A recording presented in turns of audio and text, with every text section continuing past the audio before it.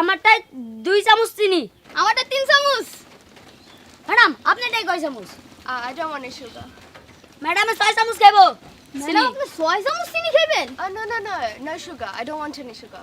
Madam চিনি খাইবো না, সুগার খাইবো। কাকা সুগার কি? আর যেটা বলছো ওইটাই সুগার ওইটাই চিনি। চিনি বেশি খেলে কি সত্যি ডায়াবেটিস হয়?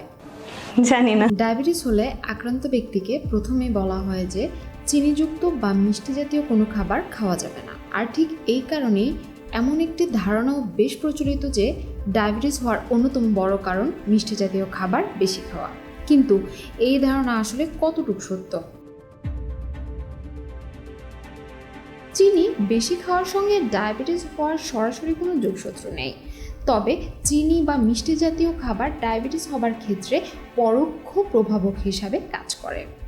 যুক্তরাষ্ট্রের স্বাস্থ্য বিষয়ক ওয়েবসাইট মেডিকেল নিউজ টুডেতে বলা হয়েছে, প্রচুর চিনি খাওয়ার কারণে সরাসরি ডায়াবেটিস হয় না, কিন্তু এটি স্থূলতা, হৃদরোগ এবং ডায়াবেটিসের সঙ্গে সম্পর্কিত অন্যান্য স্বাস্থ্য সমস্যার ঝুঁকি বাড়াতে পারে। ফলে ওই ব্যক্তি সহজেই ডায়াবেটিসে আক্রান্ত হতে পারে। তবে একবার ডায়াবেটিসে আক্রান্ত হলে চিনি জাতীয় খাবার এড়িয়ে চলতে হবে।